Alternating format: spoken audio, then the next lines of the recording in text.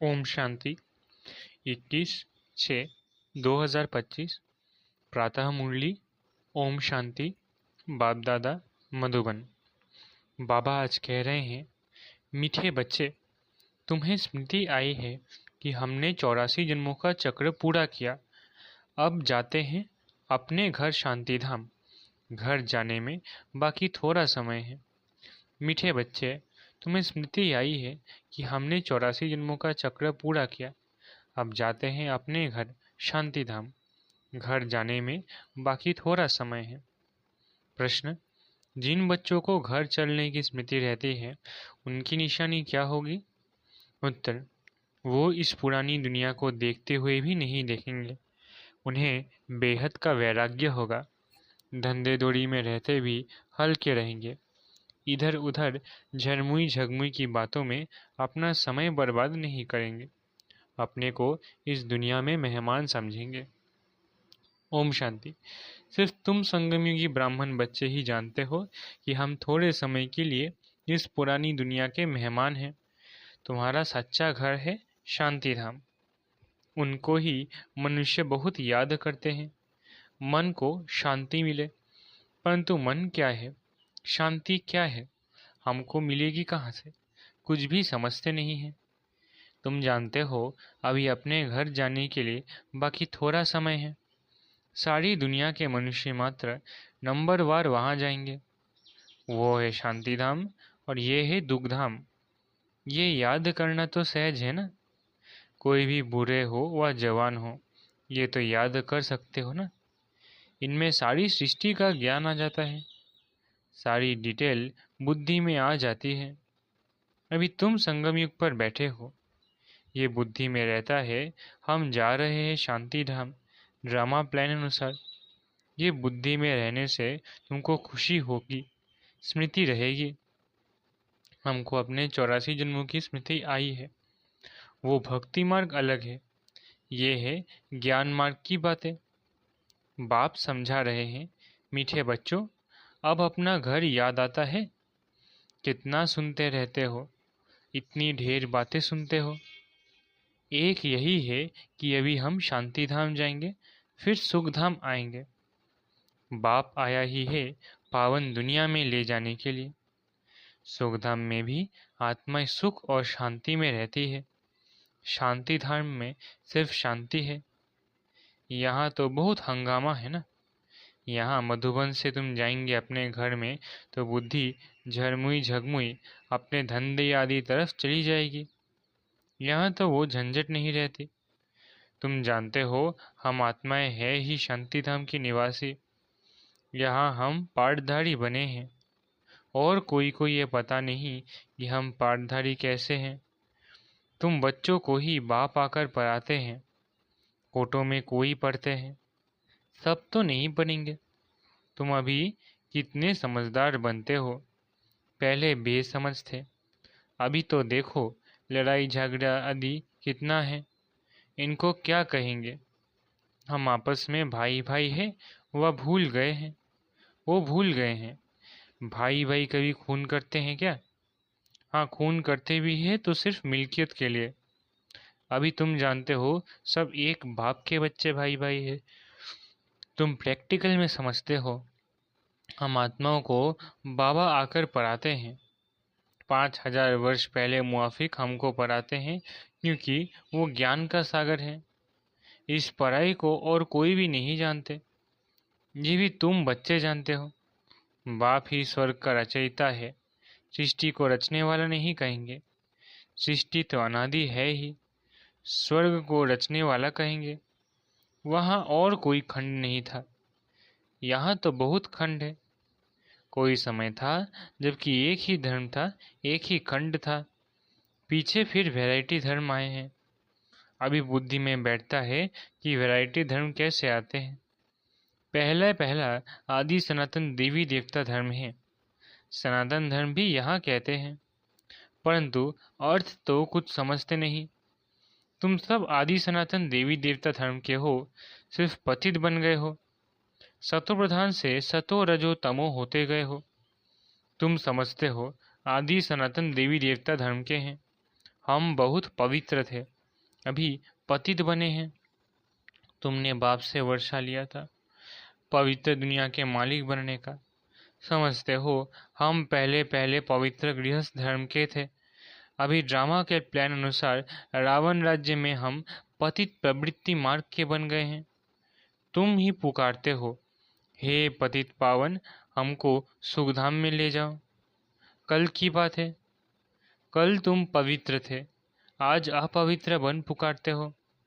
आत्मा पतित हो गई है, आत्मा पुकारती है, बाबा आकर हमको फिर से पावन बनाओ। बाप कहते हैं, अभी यह अंतिम जन्म पवित्र बनो, फिर तुम 21 जन्म के लिए बहुत सुखी हो जाएंगे। बाबा तो बहुत अच्छी बातें सुनाते हैं, बुरी चीज छुड़ाते हैं। तुम देवता थे ना, अब फिर बनना है, पवित्र बनो। कितना सहज है, कमाई बहुत भारी है। तुम बच्चों की बुद्धि में है, शिव बाबा आया है, हर 5000 वर्ष बाद आते हैं। पुरानी दुनिया से नई होती है जरूर, ये कोई और बता न सके। शास्त्र में कलयुग की आयु अभी बहुत लंबी कर दी है। ये है साड़ी भावी ड्रामा की। अभी तुम बच्चे पापों से मुक्त होने का पुरुषार्थ करते हो। ध्यान रहे और कोई पाप न हो जाए। देह अभिमान में आने से ही फिर और विकार आते हैं, जिससे पाप होता है। इसलिए भूतों को भगाना पड़ता है। इस दुनिया की कोई भी चीज में मोह न हो, इस पुरानी दुनिया से वैराग्य हो। भल देखते हो, पुराने घर में रहे पड़े हो, परंतु बुद्धि नई दुनिया में लगी हुई है। जब नए घर में जाएंगे तो नए को ही देखेंगे। जब तक ये पुरानी घर खत्म हो, तब तक आंखों से पुराने को देखते हुए याद नए को करना है। कोई भी ऐसा काम नहीं करना है जो फिर पछताना पड़े। आज फलाने को दुख दिया, ये पाप किया। बाबा से पूछ सकते हो, बाबा ये पाप है? गुटखा क्यों खाना चाहिए? पूछेंगे, नहीं तो गुटखा खाते रहेंगे। बाबा से पूछेंगे तो बाबा झट हल्का कर देंगे। तुम बहुत भारी हो, पापों का बोझा बड़ा भारी है। 21 जन्म फिर पापों से हल्के हो जाएंगे। जन्म जन्मांतर का सिर पर बोझा है, जितना याद में रहेंगे हल्के होते जाएंगे।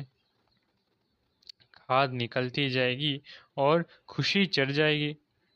सतयुग में तुम बहुत खुशी में थे, फिर कम होते होते सारी खुशी तुम्हारी गुम होती गई है। सतयुग से लेकर कलयुग तक इस यात्रा में 5000 वर्ष लगे हैं। स्वर्ग से नरक में आने की यात्रा का अभी पता लगा है कि हम स्वर्ग से नरक में कैसे आए हैं। अभी फिर तुम नरक से स्वर्ग में चलते हो। 1 सेकंड में जीवन मुक्ति। बाप को पहचाना, बाप आए हैं तो जरूर हमको स्वर्ग में ले जाएंगे। बच्चा पैदा हुआ और मिल्कियत का मालिक बन गया।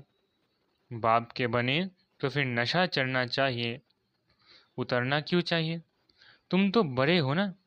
बेहद बाप के बच्चे बने हो तो बेहद की राजधानी पर तुम्हारा हक है। इसलिए गायन भी है, अति इंद्रिय सुख पूछना हो तो गोपी बल्लभ के गोप गोपियों से पूछो। वल्लभ बाप है ना, उनसे पूछो। नंबरवार पुरुषार्थ अनुसार ही खुशी का पारा चढ़ेगा। कोई तो झट आप समान बना देंगे। बच्चों का काम ही यह है, सब कुछ भुलाए अपनी राजधानी की याद दिलाना।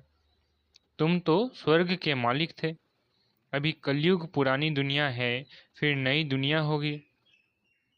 अभी तुम बच्चों की बुद्धि में है कि हर 5000 वर्ष बाद भारत में ही आते हैं, उनकी जयंती भी मनाते हैं। तुम जानते हो, बाप आकर हमको राजधानी देकर जाते हैं, फिर याद करने की दरकार ही नहीं रहती। फिर जब भक्ति शुरू होती है तब याद करते हैं। आत्मा ने माल खाए हैं तो याद करती है, बाबा फिर आकर हमको शांति धाम सुख धाम में ले जाओ। अभी तुम बच्चे समझते हो वो हमारा बाप भी है, टीचर भी है, गुरु भी है। सृष्टि के आदि मध्य अंत का चक्र, 84 जन्मों का चक्र ज्ञान तुम्हारी बुद्धि में है। अनगिनत बार 84 जन्म लिए हैं और लेते रहेंगे। इनका एंड कभी होता नहीं है। तुम्हारी बुद्धि में ही ये चक्र है। स्वदर्शन चक्र घड़ी घड़ी याद आना चाहिए। यही मन मना भव है। जितना बाप को याद करेंगे उतना पाप भस्म होंगे। तुम जब कर्मातीत अवस्था के समीप पहुंच जाएंगे तो तुमसे कोई भी विकर्म नहीं होंगे। अभी थोड़े थोड़े विकर्म हो जाते हैं। संपूर्ण कर्मातीत अवस्था अभी थोड़ी ही बनी है। ये बाबा भी तुम्हारे साथ स्टूडेंट है। पढ़ाने वाला है शिव बाबा। भल इनमें प्रवेश करते हैं। ये भी स्टूडेंट है। ये है नई नई बातें। अब सिर्फ तुम बाप को और सृष्टि चक्र को याद करो। वो है भक्ति मार्ग, ये है ज्ञान मार्ग। रात दिन का फर्क है। वहाँ कितने झांझ घंटे आदि बजाते हैं। यहाँ सिर्फ याद में रहना है। आत्मा तो अमर है। अकाल तख्त भी है। ऐसे नहीं कि अकाल मूर्त सिर्फ बाप है। तुम भी अकाल मूर्त हो। अकाल मूर्त आत्मा का ये भ्रिकुटी तख्त है। जरूर भ्रिकुटी में ही बैठेंगे, पेट में थोड़ी ही बैठेंगे। अभी तुम जानते हो हम अकाल मूर्त आत्मा का तख्त कहाँ है। इस भ्रिकुटी के बीच हमारा तख्त है। अमृतसर में अकाल तख्त है ना। अर्थ कुछ भी नहीं समझते। महिमा भी गाते हैं अकाल मूर्त। उनके अकाल तख्त का किसको पता नहीं है। अभी तुमको मालूम पड़ा है। तख्त तो यही है जिस पर बैठकर सुनाते हैं। तो आत्मा विनाशी है, शरीर है विनाशी। आत्मा का ये अकाल तख्त है। सदैव ये अकाल तख्त रहता है। ये तुम समझते हो। उन्होंने फिर वो तख्त बनाकर नाम रख दिया है। वास्तव में अकाल आत्मा तो यहाँ बैठी है। तुम बच्चों की बुद्धि में अर्थ है, एक ओमकार। इनका अर्थ तुम समझते हो। मनुष्य मंदिरों में जाकर कहते हैं अच्युतम केशवम। अर्थ कुछ नहीं, ऐसे ही स्तुति करते रहते हैं। अच्युतम केशवम राम नारायणम। अब राम कहाँ, नारायण कहाँ। बाप कहते हैं वो सब है भक्ति मार्ग। ज्ञान तो बड़ा सिंपल है। कोई और बात पूछने के पहले बाप और वर्षे को याद करना है। वो मेहनत कोई से होता नहीं है, भूल जाते हैं। एक नाटक भी है, माया ऐसे करती, भगवान ऐसे करते हैं। तुम बाप को याद करते हो, माया तुमको और तूफान में ले जाती है। माया का फरमान है, रुस्तम से रुस्तम होकर लड़ो। तुम सब लड़ाई के मैदान में हो। जानते हो इनमें किस किस प्रकार के योद्धे हैं। कोई तो बहुत कमजोर है, कोई मध्यम कमजोर है, कोई तो फिर तीखे है। सभी माया से युद्ध करने वाले हैं। गुप्त ही गुप्त अंडरग्राउंड। वे भी अंडरग्राउंड बॉम्ब्स की ट्रायल करते हैं। ये भी तुम बच्चे जानते हो। अपनी मौत के लिए सब कुछ कर रहे हैं। तुम बिल्कुल शांति में बैठे हो। उनका है साइंस बल। कुदरती आपदाएं भी बहुत है, उनमें तो कोई का वश चल ना सके। अभी झूठी बरसात के लिए भी कोशिश करते हैं। झूठी बरसात पड़े तो फिर अनाज जास्ती हो। तुम बच्चे तो जानते हो कितनी भी बरसात पड़े फिर भी नेचुरल कैलेमिटी ज़रूर होनी है। मूसलधार बरसात पड़ेगी फिर क्या कर सकेंगे। इनको कहा जाता है नेचुरल कैलेमिटीज़। सतयुग में यह होती नहीं, यहाँ होती है जो फिर विनाश में मदद करती है। तुम्हारी बुद्धि में है, हम जब सतयुग में होंगे तो जमुना के कंठे पर सोने के महल होंगे। हम बहुत थोड़े वहाँ के रहने वाले होंगे। कल्प कल्प ऐसे होता रहता है। पहले थोड़े होते हैं, फिर झाड़ बढ़ता है। वहाँ कोई भी गंदगी की चीज़ होती ही नहीं। यहाँ तो देखो चिड़िया भी गंद करती रहती है। वहाँ गंदगी की बात नहीं, उनको कहा ही जाता है हेवन। अभी तुम समझते हो हम यह देवता बनते हैं तो अंदर में कितनी खुशी होनी चाहिए। माया रूपी जिन से बचने के लिए बाप कहते हैं तुम बच्चे इस रूहानी धंधे में लग जाओ। मन मना भव, बस इसमें ही जिन्न बन जाओ। जिन्न का मिसाल देते हैं ना, कहा काम दो तो बाबा भी काम देते हैं, नहीं तो माया खा जाएगी। बाप का पूरा मददगार बनना है। अकेला बाप तो नहीं करेगा। बाप तो राज्य भी नहीं करता है, तुम सर्विस करते हो। राजाई भी तुम्हारे लिए ही है। बाप कहते हैं मैं भी मगध देश में आता हूँ।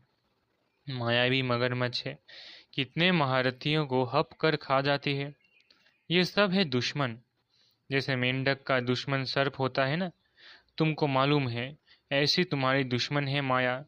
अच्छा, मीठे मीठे सिकलधे बच्चों प्रति माता पिता बाप दादा का याद प्यारा गुड मॉर्निंग। रूहानी बाप की रूहानी बच्चों को नमस्ते। हम रूहानी बच्चों की रूहानी माता पिता बाप दादा को याद प्यार गुड मॉर्निंग और नमस्ते नमस्ते नमस्ते। धारणा के लिए मुख्य सार। पहला, स्वयं को पापों से मुक्त करने का पुरुषार्थ करना है।